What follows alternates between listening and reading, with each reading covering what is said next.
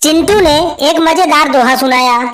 ऐसी बाड़ी बोलिए जम के झगड़ा हो, पर उससे कभी ना बोलिए जो आपसे भी तगड़ा हो। ताऊ ने पूछा, भाया हमारा एक ठो सवाल है। ई ससुरा क्रिकेट में काहे कहत है कैच पकड़ो, जबकि कैच और पकड़ो दोनों का तो एक ही मतलब है। बड़ा कंफ्यूजन है। पहला दोस्त बोला, चाय और गर्लफ्रेंड में क्या समानताएं होनी चाहिए। दूसरा दोस्त बोला, चाय और गर्लफ्रेंड में कुल 5 समानताएं जरूरी हैं।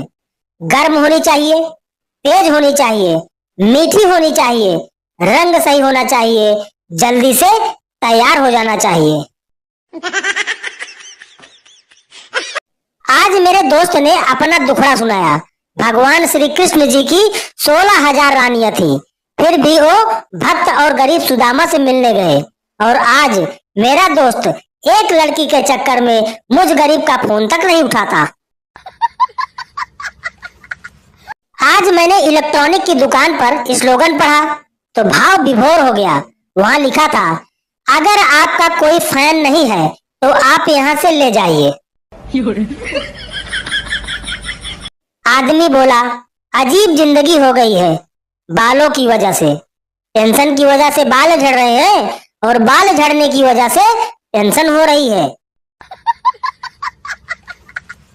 गप्पू बोला चिंटू से, यार रात में मोटरसाइकिल के पीछे कुत्ते ऐसे तेजी से भागते हैं जैसे लगता है अगले चौराहे पर 2 झापड़ मारकर गाड़ी छीन ही लेंगे।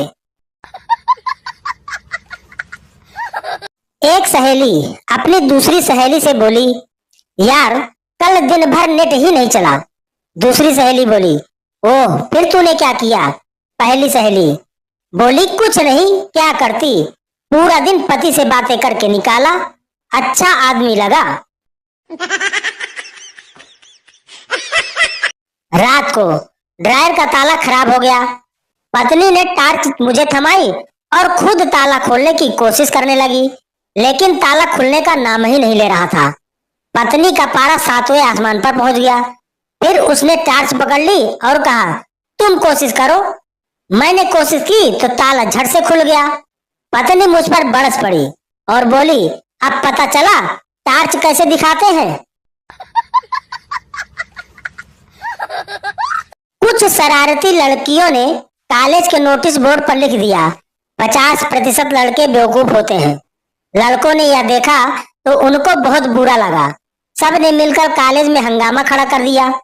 कॉलेज की प्रिंसिपल मैडम ने तुरंत उस नोटिस को निकलवाया और उसकी जगह नया नोटिस लगवाया, 50% लड़के बेवकूफ नहीं होते।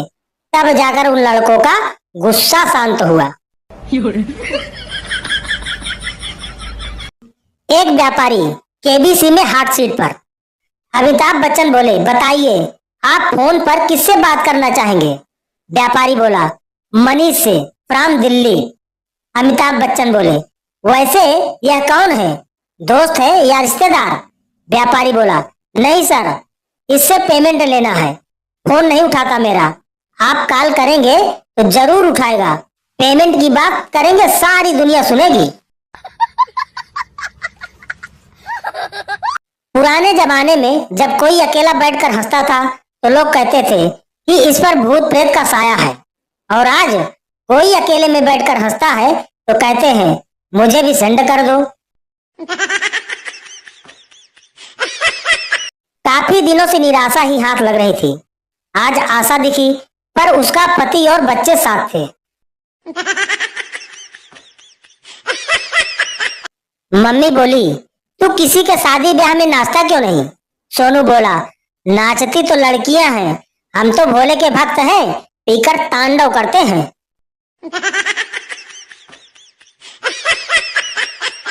बचपन में कट्टी कहने से दोस्ती टूट जाती थी, और आज गाली और धक्के देकर भी निकालो तो अगले दिन वापस आ जाते हैं। अगर पति खाना खाते हुए अचार मांगे तो समझ लेना कि सब्जी में दम नहीं है, और सीधे बोलने का उसमें दम नहीं है। फिल्म मिशन इम्पॉसिबल में टॉम क्रूज से पहले रजनीकांत को अप्रोच किया गया था, लेकिन रजनीकांत ने फिल्म करने से मना कर दिया। क्यों? क्योंकि रजनीकांत को फिल्म का टाइटल बहुत इंसल्टिंग लगा था। अगर शादी के बाद छोरे का पेट न निकले तो समझ लीजिए कि छोरा ब्याह से खुश नहीं है। एक शराबी पति ने अपनी शराबी दोस्त से बोला, मेरी बीबी ने मुझे नोटिस दिया है कि अगर मैं शराब पीना नहीं छोड़ा तो वह मुझे छोड़कर चली जाएगी। दोस्त बोला, ओ ये तो बहुत बुरा हुआ। शराबी बोला, हाँ यार, भली औरत है, बहुत याद आएगी। घमंड और पेट जब ये दोनों बढ़ते हैं तो इंसान चाहकर भी किसी को गले नहीं लगा पाता। पति बोले, दिमाग खराब मत कर, 8 दिन से गुटखा नहीं खाया हूँ, दिमाग पीड़ा हुआ है मेरा। पत्नी बोली, आप भी बकवास बंद कीजिए, मैंने भी 8 दिन से गोलगप्पे नहीं खाए हैं, मेरा भी दिमाग खराब है। आज बड़े दिनों बाद गीले हाथ खोजने के लिए रुमाल खरीदा तो पेंट का पिछवाड़ा बोल पड़ा, कौन सी गलती हो गई साहब हमसे जो सौतन उठा लाए। आधा बचपन तो इसी कंफ्यूजन में निकल गया कि समबाहु, विषमबाहु और समद्विबाहु त्रिभुज के नाम है या राक्षसों के। पंजाब में व्हाट्सएप पर यह मैसेज फैला, कर्फ्यू लगने वाला है, पेट्रोल पंप बंद रहेंगे, अपनी गाड़ियां फुल करा लो।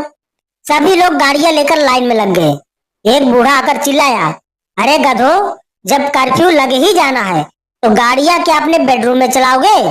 फिर क्या, पेट्रोल पंप छोड़कर ठेकों पर लाइन लग गई। एक लड़के ने लड़की का हाथ पकड़कर कहा, you are so hot baby. लड़की ने खींच कर उसे एक थप्पड़ मारा और कहा, मुझे 103 डिग्री बुखार है, समझे, और तुझे आंसकी सूझ रही है। पत्नी बोली, डियर, तुम मुझे कितना प्यार करते हो? पति बोला, मैं तुमसे इतना प्यार करता हूँ, इतना प्यार करता हूँ कि तुम्हारा जूठा जहर भी पी सकता हूँ। अगर यकीन ना हो तो आजमा कर देख लो। चिंटू ने एक लड़की से कहा, हेलो, आप कहाँ रहती हैं? लड़की बोली, MG रोड। चिंटू बोला, इतनी खूबसूरत होकर भी आप रोड पर रहती हैं, मेरे घर चलिए। बंगाली बाबू बोले, हमारी भाषा सबसे मीठी है। सरदार जी बोले, वो कैसे? बंगाली बाबू बोले, हम सबको इज्जत के साथ दा कहकर बुलाते हैं, जैसे प्रमरदा, बप्पीदा, मिथुनदा।